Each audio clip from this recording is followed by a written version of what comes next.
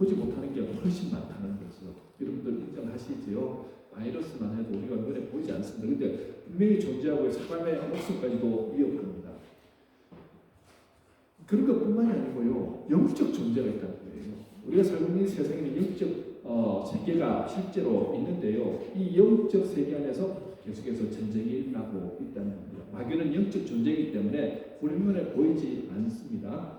그런데요, 마귀는 눈에 보이지 않기 때문에 우리의 마음과 생각 속에 들어와서 우리를 조종하게 하는 거예요.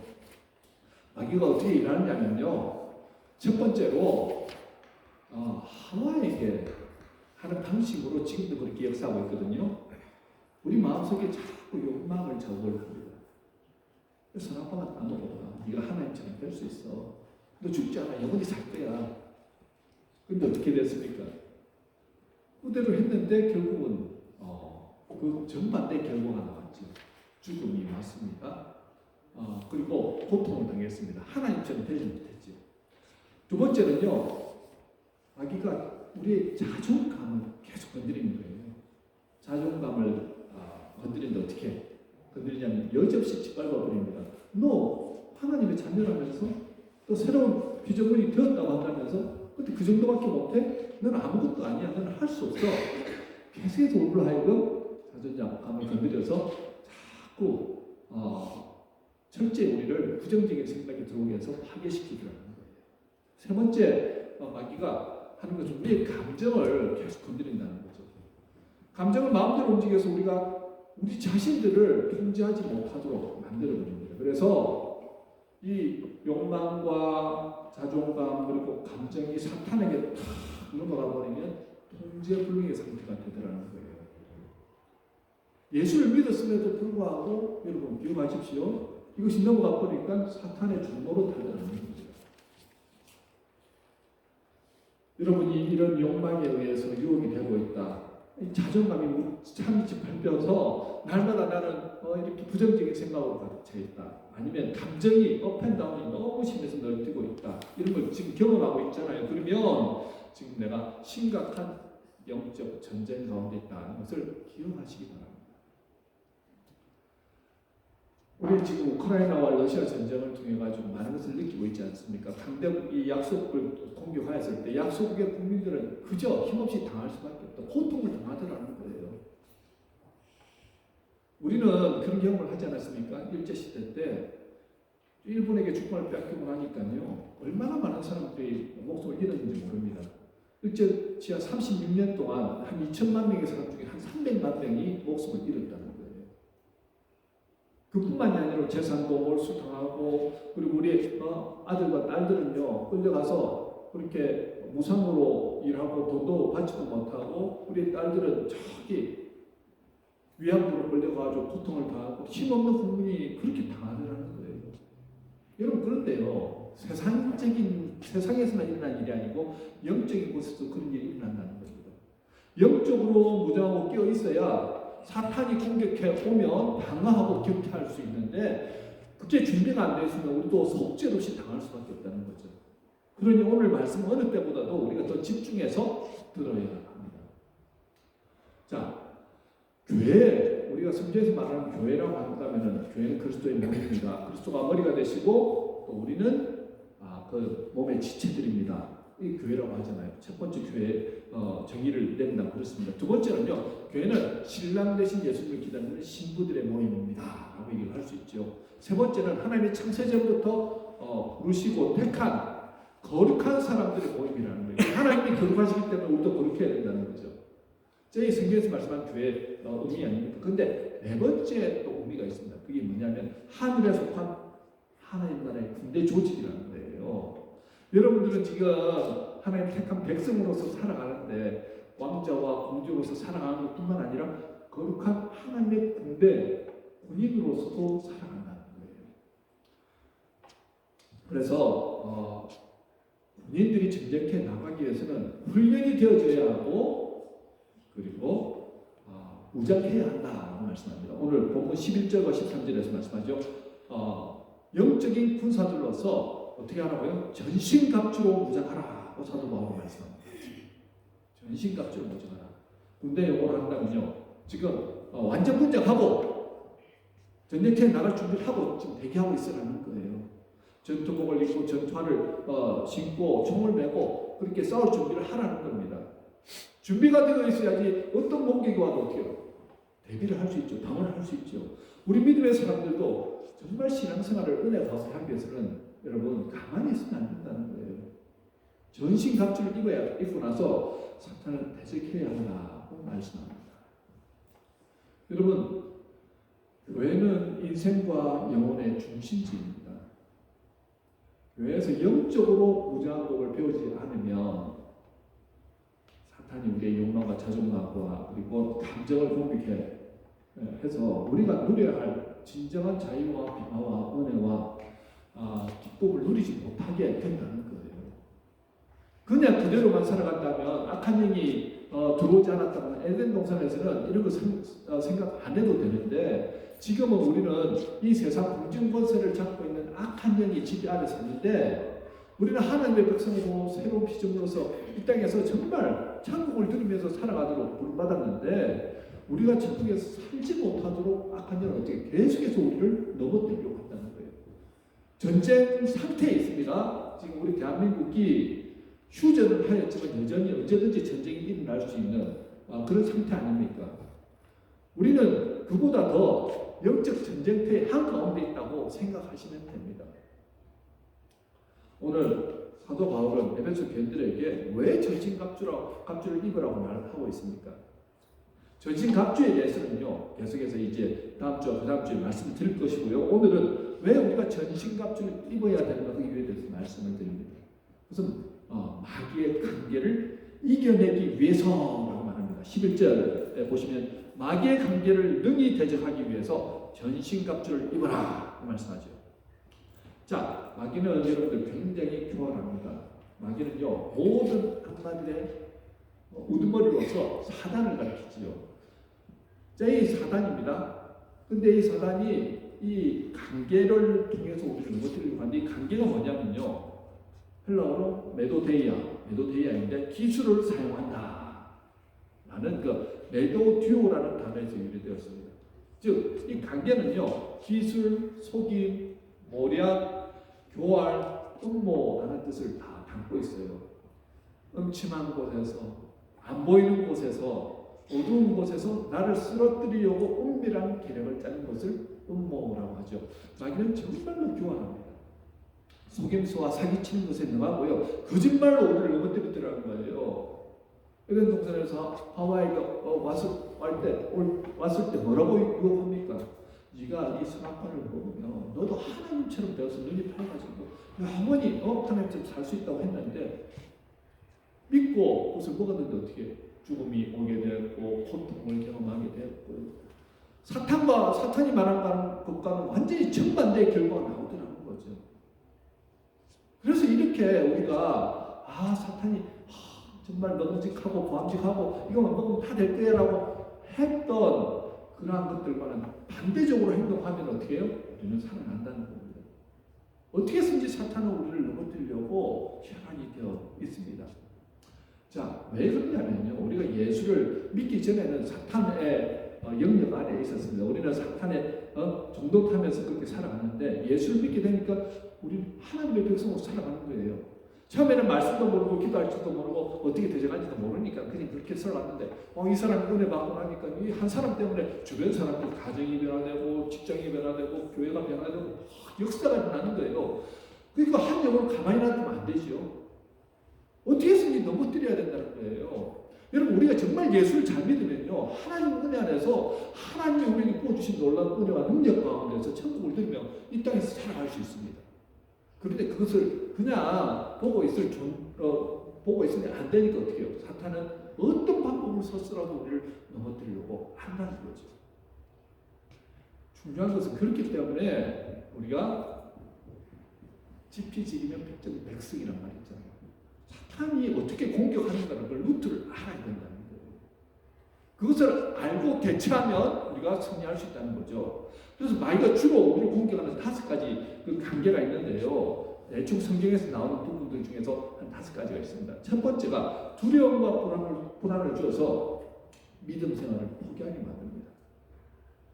마귀는 끊임없이 우리의 마음과 생각을 공격하는데요. 그래서 자꾸 마음 가운데 두려움과 불안감을 줍니다. 평소 때 하지 않던 걱정, 염려를 막 하게 하고요. 그래서 자꾸 두려움이 몰려옵니다.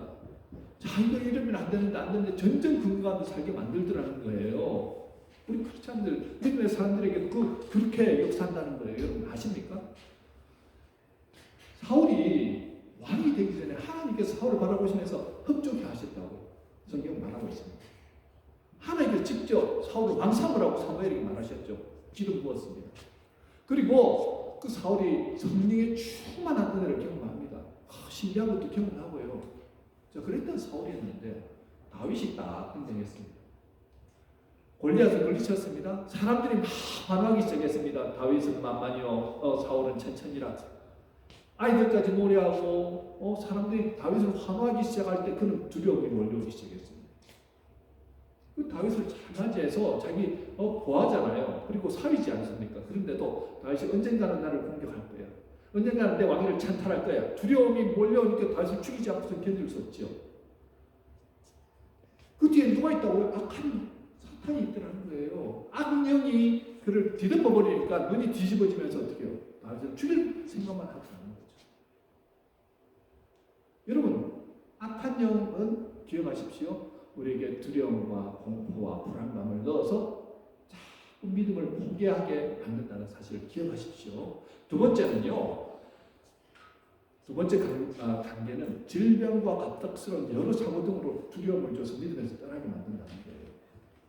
자, 그동안 건강했는데 교회 나오고 나니까 갑작스럽게 이런저런 막 일들이 일어나는 거예요. 갑자기 교통사고가 난다니 아니면 어떻게 해가지고 막 다친다든지 갑작스럽게 질병이 생긴다든지 막 이런 일이 일어납니다.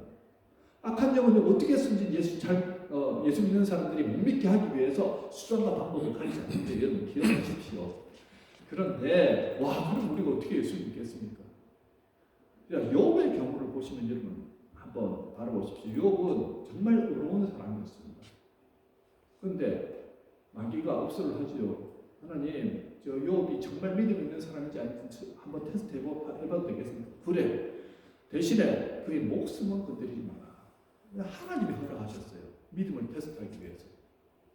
자, 테스트하는데 가장 소중하다고 여겼던 자기가 가졌던 모든 재산이 한순간에 다 사라졌습니다. 강도되고 왔습니다. 도적되고 왔습니다. 다 죽임을 당하나 사라졌습니다. 그리고 사랑하는 가족들, 특별히 자식들, 연령이 있던 자식들이 한순간에 폭풍에 기둥이 무너지면서 다 목숨을 잃었습니다. 여러분 그럴 때 어떤 마음이 들겠습니까? 하나님 살아계십니까? 하나님 내가 뭐 잘못했어요? 내게 이렇게 불행을 주시는 하나님이라면 나는 안 믿겠습니다. 이래야 되는데 끝까지 믿음으로 나가더라는 거예요. 여러분 악한 사탄은 어떤 방식으로든 어떻게 해요? 우리를 넘어뜨리려고 한다고 그랬죠. 중요한 것은 하나님이 감당할 만한 사람들에게 그 시험을 허락하신다는 거예요. 우리가 어떤 시험이 왔다, 환난이 왔다, 이거 하나님 나한테 이러실 수 있습니까? 할 때는요, 여러분들이 감당할 만하기 때문에 그 시험을 허락하시는 겁니다. 근데 믿음으로 선포하고 나는 믿음으로 끝까지 나가겠습니다 하면은 사탄도 어쩌지 못하는 거예요. 목숨 건드리지 마라 했는데 악창도 주고 있는데 병도 있고 그랬잖아요. 결국은 누가 이깁니까? 하나님께서 함께 하심을 통하여 그가 나중에 승리하잖아요. 갑절의 은혜를 그에게 가하시잖아요. 하나님 방법이죠. 그때 믿음이 없어가지고 관계 때문에 넘어가지 말라는 겁니다. 자, 세 번째는 뭐냐면 주의 핍박과 환난, 인신 공격으로 인해서 믿음을 포기하지 말라는 겁니다. 지금도 이슬람 문화권이나 아니면 저 힌두 문화권에서 예수 믿으면요, 직장을 구하는 것 자체가 불가능해집니다. 사업체를 하면 사업체를 해서 이제 조그만 식당이라든지 컨비니언스 스토어든지 이렇게 하면은 사람들이 안 와요. 그냥 먹고 사는 게 힘들어집니다. 예수를 믿는다는 게 그만큼 큰 어려움을 경험하게 되는데, 왜냐하면요, 악한 사탄 아는 거예요. 이 한 사람 예수를 제대로 믿고 나면 그 지역이 완전히 변화된다는 걸 알기 때문에 가만히 놔두지 않죠. 믿음을 포기하게 이렇게 만든다는 겁니다. 자, 우리가 그때도 기억해야 될 것은요, 하나님이 이뤄가십니다. 하나님이 인도하신다. 하나님이 역사하신다는 믿음으로 끝까지 믿음을 선포하고 나아갈 때는요, 그것을 터치고 이겨나가더라는 거죠. 네 번째가 뭐냐면요. 사탄이 우리를 넘어뜨리는 네 번째 관계. 교회 다니는 신자에게 실망하여서 교회 나오는 것을 포기시키더라는 거예요. 여러분, 교회가 이러면 됩니까? 아니 목사님이 저러면 돼요? 아니 장로님이 어떻게 어느 큰 교회 장로님이신데 어떻게 저러실 수가 있죠? 야, 예수 믿는 사람 때문에 나는 교회 못 나가겠습니다. 예수 믿는 사람들이 그러면 안 되는데 이게 사실은 살고 죽는 문제거든요. 이 영원한 천국으로 가느냐 아니면 지옥으로 떨어지느냐의 상황 속에서 저 사람들을 바라보니까 나는 예수 안 믿고 싶어요. 나는 시험에 들어서 교회 못 가겠습니다. 그건 옳지 않다는 거예요. 왜 그 사람들이 그렇게 넘어집니까? 그 사람들이 넘어져야지 이렇게 실망하는 사람들이 많게 되고 믿음을 포기하게 되니까 마치 하나님이 없는 것처럼 느껴지니까 계속해서 악한 사탄은요, 성도들 특별히 교회 리더들을 계속해서 시험하여서 넘어뜨리게 하고 그분들 때문에 어떻게 해요? 믿음이 약한 자들이 믿음을 떠나게 만드는 방법을 지금도 쓰고 있다는 거예요. 그게 관계라는 겁니다. 사람 보고 교회 다니지 말라는 말이 있잖아요. 여러분 사람 보고 교회 다니시면 시험됩니다. 왜냐하면 악한 영은요, 그 사람을 통해서 역사하기 때문에 그래요. 하나님을 바라보시면서 내가 저 사람 때문에 시험 당했다 그러면 여러분도 뭐 어떻게 하시면 되겠습니까? 그 사람을 위해서 하나님 저 사람도 하나님 택한 사람이라고 한다면 불쌍히 여겨야 됩니다. 하나님 이 일로 인하여서 다른 사람들이 시험 들지 않게 해달라고 여러분들이 되려 더 기도하시면서 이겨나가야죠. 다섯 번째는요. 마귀가 지금까지도 즐겼던 방법. 믿는 사람들끼리 미워하도록 이간질시켜서 관계를 끊어놓는다는 겁니다. 여러분 이 일은 아니 교회가 그렇게 사랑하는데 왜 교회 안에서 그렇게 싸웁니까? 싸우는 이유가 뭘까요? 우리는 사랑해야 된다는 걸 아는데도 왜 싸웁니까? 악한 영이 우리로 하여금 계속해서 사랑 관계를 통해 가지고 섭섭한 마음이 들게 만들어요. 저 사람 왜 저런 말을 하지? 저 눈빛이 뭐지? 왜 저렇게 행동할까? 처음에는 봐주고 내가 참아야지, 내가 그냥 이해해야지 하고 넘어갔는데 두 번, 세 번 하다 보니까 이게 막 습관처럼 되고 난 저 사람 때문에 정말 이 교회 다니기 너무 힘들어. 처음에는 다 좋게 시작을 했던 관계인데요. 나중에는 어떻게 됩니까? 그 사람이 싫어서 예배 드리는 게 방해를 받더라는 거예요. 여러분 기억하시죠? 그 뒤에는 누가 있다고요? 마귀가 있다는 거예요. 마귀가 사람과의 관계를 흔들어 놓습니다. 좋은 관계로, 사랑의 관계로 살지 못하게 한다는 거예요. 여러분 이 다섯 가지 지금 마귀의 관계를 들어보시니까 그렇구나. 모두가 다 은혜 받고 능력 받았는데도 우리가 누군가에 의해서 어떤 세력들에 의해서 그 은혜와 능력을 누리지 못하고 있다는 거예요. 악한 영이 그렇게 우리를 어떻게 계속해서 미혹해서 넘어지게 만들죠. 기억하시라는 겁니다. 그렇다면 우리가 그냥 이 상태로 가만히 있어야 되는가요? 아니죠. 어떻게 하면 승리할 수 있습니까? 신명기 31장 6절에 보면 너희는 강하고 담대하라. 두려워하지 말라. 그들 앞에서 떨지 말라. 이는 내 하나님 여호와 그가 너와 함께 가시며 결코 너를 떠나지 아니하시며 버리지 아니하실 것이니라. 자, 하나님이 우리와 함께 하신다는 거예요. 그렇기 때문에 우리는 하나님 때문에 담대하게 그리고 강함으로 나아가야 해요. 우리가 힘이 있기 때문에 우리가 대적해서 이길 수 있는 게 아닙니다. 어떤 경우에도요, 하나님도 말씀하시죠. 내가 너를 떠나지 않겠다. 우리를 택하여 주셨잖아요. 그런데 떠나지 않겠다고 말씀하셨습니다. 버리지 않겠다는 거예요. 내가 네 곁에 있으면서 너와 항상 함께 있겠다. 그렇게 말씀해 주시는 겁니다. 그래서 우리가 승리할 수 있는 방법, 오늘 본문 10절에 나오죠. 끝으로 너희가 주 안에서와 여러분들이 붙들어야 할 것은 항상 주 안에 있어야 된다는 거예요. 우리가 쓰러지고 넘어질 때 보면 어디에 있습니까? 주 밖에 있을 때가 많거든요. 주 안에서 있어야 뭐가 함께 하신다고요? 그 힘의 능력으로 강건해야 된다는 거예요. 우리가 주 안에 있을 때 하나님께서 힘과 지혜와 능력을 주신다는 겁니다. 내 힘으로 사탄 대적에서 백전백패입니다. 주님의 힘을 입어서 그리스도의 이름으로 대전하면 백전백승입니다. 그것을 기억하십시오. 그 원리를. 자, 이렇게 영적 싸움을 치를 때 우리가 꼭 기억해야 될 게 있어요. 첫 번째는요, 요거는 중요한 거기 때문에 우리 다 같이 보기를 해서 한번 보십시오. 같이 한번 읽어봅니다. 시작. 사랑과 싸우지 말고 악한 마귀를 대적하라. 사랑과 싸우지 말고 누구를 대적하라고요? 악한 마귀를 대적하라는 거예요. 자, 이것이 영적 싸움의 본질입니다. 보통 교회 안에서 문제가 생기면요, 사람 간의 갈등이 생기니까 사람과 싸웁니다. 그런데요, 내 마음에 악한 영이 들어와서 나를 주장하는데 마귀와 싸워야 되는데 그 사람이 싫게 만들더라는 거예요. 이것이 사탄의 주관적인 전략입니다. 처음에는요, 참 사이가 좋았습니다. 관계가 좋았고요. 참, 형님, 아니면 아우 하면서 이렇게 좋은 관계였는데 어떤 갈등이 생겼어요. 신뢰하지 못할 일이 생겼습니다. 그러면서 마음이 이제 이 사람에 대한 신뢰가 깨어지면서 교회 다니는 것 자체가 너무 싫은 거예요. 아니, 우리 주님은 나도 사랑하셨지만 이 사람도 사랑하셔서 우리 교회 안에 한 형제 자매로 살아가도록 해주셨는데 어느 순간부터 이 사람이 너무 싫어지는 거예요. 그럴 때 어떻게 됩니까? 나는 이 사람 때문에 난 교회 생활하기 힘듭니다. 나는 교회 안 나가기 싫습니다. 이게 방법일까요? 나는 이 사람 싫으니까 나는 하나님 교회 떠나겠습니다. 이게 방법일까요? 그 사람 떠나면 그 교회 다른 교회 가면 또 비슷한 그 사람이 또 하겠습니다. 참 희한하죠.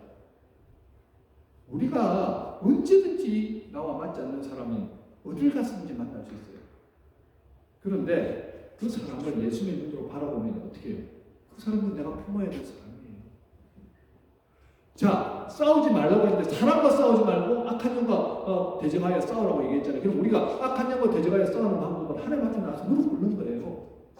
주님, 내가 이 사람이 너무 싫어집니다. 이 사람 때문에 고통당하고 있습니다. 이 사람에 대한 신뢰감이 떨어졌습니다. 하나님 어떻게 하면 좋겠습니까? 하나님 원수까지도 사랑하라고 하셨는데 내가 어떻게 하면 좋을까요? 하나님 앞에 부르짖으면서 하나님의 지혜를 구하고 하나님께 나아가는 거예요. 아까도 말씀드렸죠. 주 안에서 주님 앞에 부르짖을 때 그의 힘의 권능이 나와 함께 하신다는 거예요. 해결점은 주 안에 있습니다. 그 사람을 싫어한 게 아니고요. 우리 관계를 계속해서 어렵게 만드는 악한 영이 있다는 거예요. 우리가 대적할 것은 마귀와 싸우는 거예요.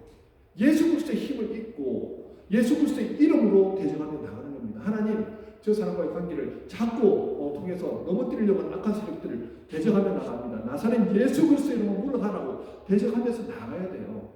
그리고 그 사람에게는 어떻게 해야 됩니까? 하나님 앞에 기도할 때 하나님, 저 사람은 내게 붙여주신 사람인데 내가 사랑으로 싸우겠습니다.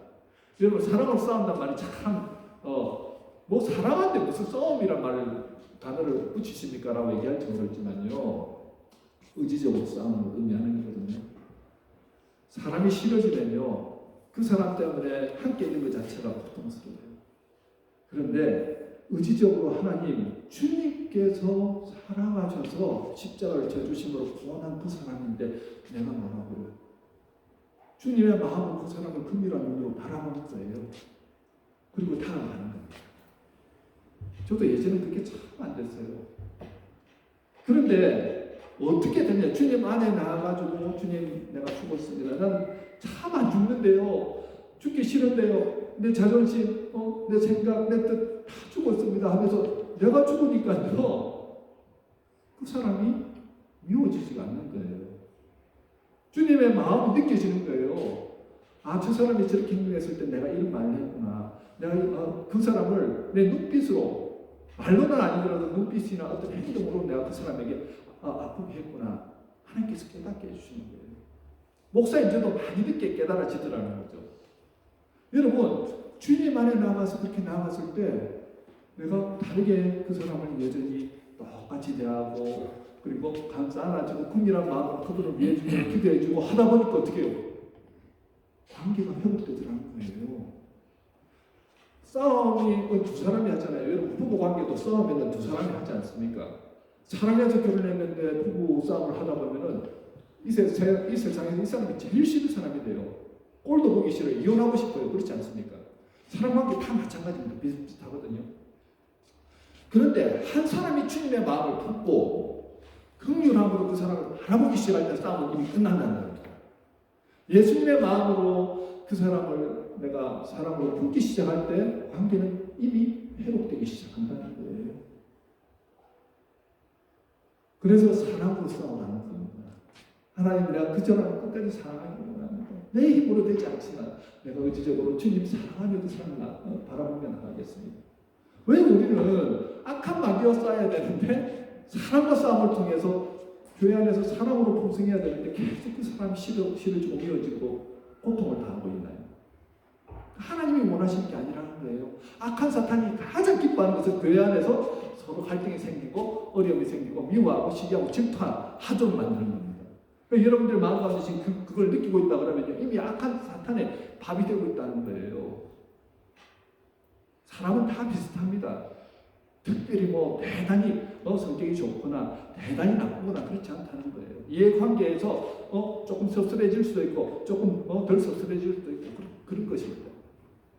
어떻게 바라보느냐가 너무 중요하다는 거죠. 그래서 본문 12절에서 말하죠. 우리의 씨름은 혈과 육을 상대한 것이 아니요 통치자들과 권세들과 이 어둠의 주관자들과 하늘에 있는 악한 영들을 상대합니다. 기억하십시오. 하늘에 있는 악한 영들이 어떻게 우리를 넘어뜨리려고 혈안이 되어 있다는 것입니다. 우리는 어떻게 해요? 그것을 알고 사람 상대하는 것이 아니고 악한 영 상대한다 생각하면 이 사람 미워지지 않는다는 거예요. 왜 미워합니까? 긍휼한 눈으로 바라보면요, 하나님이 우리같이 죄 많은 사람들을 구원하시기 위해서 누굴 대신 십자가에 못 박게 하셨다고 해요. 하나님 아들 예수 그리스도를 십자가에 못 박게 하시면서까지 우리를 어떻게 해요? 사랑해 주셨어요. 그 긍휼하시기 때문에 우리가 구원을 받은 겁니다. 그렇다고 한다면 하나님의 사랑으로 힘으로 살아가는 우리들은 어떻습니까? 당연히 주님의 가르침에 따라서 어떻게 그렇게 나가야죠. 자, 두 번째, 어떻게 하면 영적 싸움에서 이길 수 있는가? 자, 하나님께 불순종하는 죄에서 벗어날 것을 생각할 수 있습니다. 불순종하는 죄를 짓고 있다는 거예요. 여러분, 하나님께 대한 불순종입니다. 그게 뭐냐면요, 죄는 두 가지 형태로 나오는데 하나님을 아예 안 믿는 것. 자기가 교만해가지고 내가 하나님이다 하면서 하나님 아예 안 믿는 사람들이 있어요. 그 사람들은 이미 제껴놓은 사람들이죠. 그런데 하나님을 믿음에도 불구하고 하나님이 계신 걸 알고 내가 신앙생활을 한다고 하는데도 하나님 말씀에는 불순종하는 거예요. 말씀 따라 살지 않습니다. 오늘 말씀을 사랑하라고 했으면 그거는 뭐 성경 말씀이고 나는 그렇게 못 살겠습니다. 이 불순종하는 거죠. 말씀은 말씀이고 나는 나다. 나는 내가 원하는 대로 살아가겠다고 계속 자기 방식을 고수하는 사람들이 있어요. 그게 불순종하는 모습이라는 거예요. 자, 12절 말씀에 우리의 씨름은 혈과 육을 상대한 것이 아니요 통치자들과 권세들과 이 어둠의 세상 주관자들과 하늘에 있는 악의 영들을 상대하며 했을 때 여기서 혈과 육, 세상을 주관하는 통치자들, 그들이 악한 영이 있다는 거예요.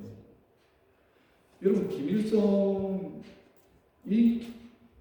어린 시절에 정말 신실한 집안에서 예수를 잘 믿는 집안에서 그렇게 교육받고 주일학교 교육을 받고 그래서 예수님에 대해서 누구보다 잘 알고 그렇게 예수를 믿는 것처럼 살아갔던 사람이 공산주의에 물들면 통해서 어떻게 됩니까?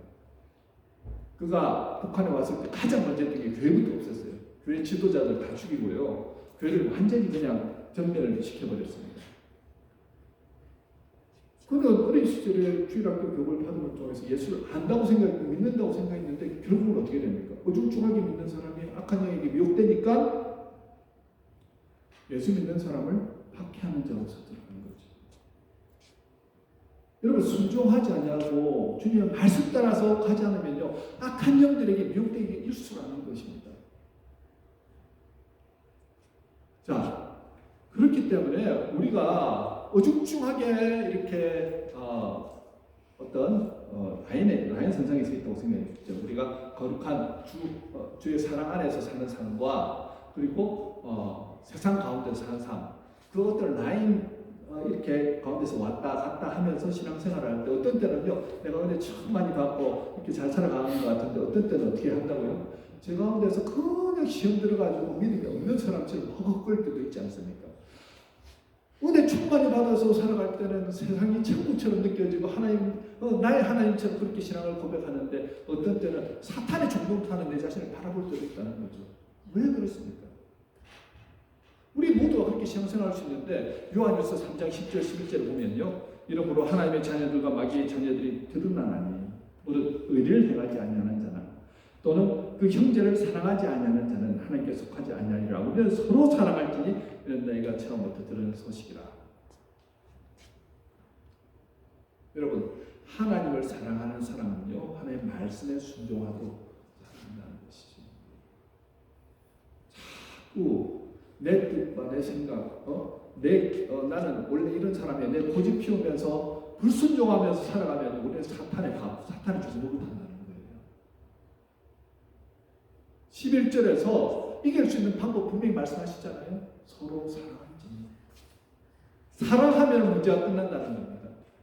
사랑을 못하기 때문에 문제가 계속 되는 거죠. 우리 부부싸움이 계속 고통 가운데서 몇 년 동안 되어진다고 했을 때 예수를 믿음에도 불구하고 왜 문제가 해결되지 않습니까? 결국은 자존심 싸움이고 내가 죽지 않고 내가 사랑하지 않고 내가 긍휼한 마음으로 봐주지 못하니까 계속해서 그 가정이 지옥이 되더라는 거죠. 교회도 마찬가지입니다.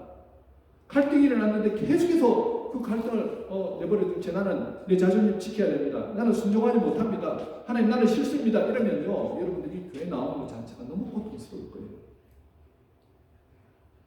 그런데 순종하고 하나님 나는 말씀대로 순종하겠습니다. 하나님 뜻대로 나는 행하겠습니다. 하면 자비하게서 관계가 회복이 돼요. 시작은 거기서부터라는 겁니다. 여러분 말씀에 불순종하면 어떤 증상이 일어나냐면 첫 번째 말씀에 불순종한 사람들의 증상 첫 번째는 예배에 대해서 소홀하거든요. 예배를 드리는데 하나님 앞에서 드린 게 아니에요. 목사님 좋은 말씀하시나 한번 들어보자. 아니면 와도 되고 안 와도 되고. 코로나 시기 이전에는 교회를 안 나오는 것 자체가 좀 죄책감이 들었는데 코로나에서는 이제 어떻게 돼요? 여러분 코로나로 인해서 우리가 온라인으로 예배를 드리다 보니까 그게 익숙해졌어요. 교회 나오는 게 불편해집니다. 그래서 내가 나오고 싶으면 나오고 나오고 싶으면 안 나오고 선택이 누구한테 있습니까? 내 의지에 걸려 있더라는 거예요. 기분이 좋으면 건강 상태가 좋으면 환경이 괜찮으면 나오고 어려우면 그냥 난 나중에 예배 드리지. 이렇게 되더라는 거예요. 예배가 소홀해지더라는 것입니다. 왜 예배가 중요하냐면요. 예배는 하나님과의 관계거든요. 내가 구약시대 때 왜 문제가 생겼냐면 구약시대 때 그 택함받은 하나님의 백성들, 성민들이 주변 족속들에 의해서 참 멸망을 당하잖아요. 왜 그렇습니까? 매번 하나님 앞에 가서 예배를 드리고 제사를 드릴 때 내 죄를 동물들에게 사함을 통해 가지고 자기는 어떻게 해요? 죄사함을 받고 그렇게 하면서 하나님 앞에 예배 드림을 통해서 하나님의 하나님 되심을 고백하고 하나님의 은혜 가운데서 내가 살아가는 거예요. 하나님의 백성으로서. 그게 예배를 통해서 이루어졌거든요. 그런데 어느 순간부터 그 예배가 서서히 내 중심적으로 드리면서 어떻게 해요? 사라지더라는 거죠. 우리도 마찬가지라는 겁니다. 이 예배가 나 중심적인 예배냐 아니면 하나님 중심적인 예배냐 하나님 앞에서 드리는 예배냐 하나님께 영광 드리기 위해서 드리는 예배라고 한다면요 여러분과의 관계 안에서 어떻게 여러분이 살아나는 역사를 난다는 거예요. 순종하는 사람으로서 삶을 살아가게 된다는 겁니다. 그리고 불순종의 역사는요 어떻게 해요? 예배에서부터 문제가 생긴다. 두 번째는 기도 시간이 줄어듭니다. 예전에는 기도하면서 은혜를 받았잖아요. 이제는 기도하는 것 자체가 불편해져요. 기도해도 내가 지금 기도하면 이게 뭐지? 아무런 은혜도 능력도 느끼지 못합니다. 그러면 점점 기도를 멀리하더라는 거예요. 무릎 꿇는 시간이 줄어드니까 영적인 능력이 사라지더라는 것입니다. 세 번째는요, 성경책을 자기 손에서 사라집니다. 요새는 얼마든지 우리 셀폰을 통해 가지고 성경 어플을 깔아서 읽을 수 있잖아요. 그런데 그렇게 쉽게 성경을 접할 수 있는데 성경은 안 읽더라는 거예요. 자꾸 하나님과의 거리가 멀어집니다. 여러분들은 지금 어떤 경우에 지금 불순종하고 계신지 한번 생각해 보십시오. 자, 전신갑주를 입고 영적 싸움에 임할 때 하나님께서 주시는 은혜가 있거든요. 13절입니다.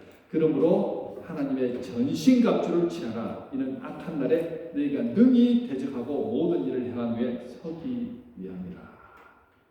여기서 모든 일을 행한 후라는 믿음으로 전신갑주를 입고 싸운 후에라는 뜻입니다. 우리는 지금 믿음으로 전신갑주를 입고 싸우는 전쟁터에 있습니다. 서기 위함이라고 할 때 이 서다라는 말은요, 마귀의 관계를 통해서 나를 넘어뜨리려고 혈안이 되어 있지만 전신갑주를 입고 싸우면 반드시 이기게 된다는 거예요. 서다, 이 히스템이라는 그 헬라어인데 움직이지 않고 서 있다, 확고하게 서 있다, 계속해서 안전하게 견고하게 서 있다라는 뜻입니다.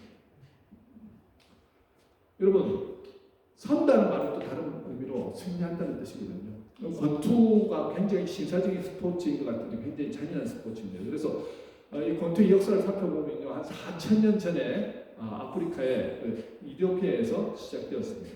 그리고 1,500년 전에는요, 그리스 크레타 섬에서 그렇게 스포츠 종목으로 이렇게 유행하였고요. 그리고 이것이 1780년에 퀸즈베리 부작에 의해서 이제 룰이 딱 정해지는데 항상 글러브를 껴야 됩니다.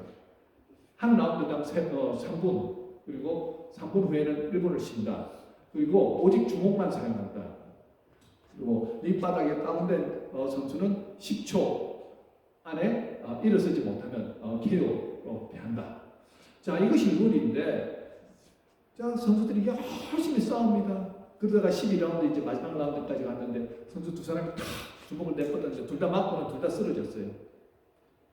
아무런 힘이 없습니다. 이제 1, 2, 3, 4, 5, 6, 7, 8, 9, 10 할 때 한 사람이 비틀비틀 거리면서 왼줄을 잡고 탁 일어서는 거예요. 결국 누가 승리한 겁니까? 마지막에 서 있는 자가 승리하더라는 거예요. 영적인 일도 마찬가지라는 겁니다. 우리 힘으로 영적 전쟁이 나가는 게 아닙니다. 주님이 함께 나가주시고요.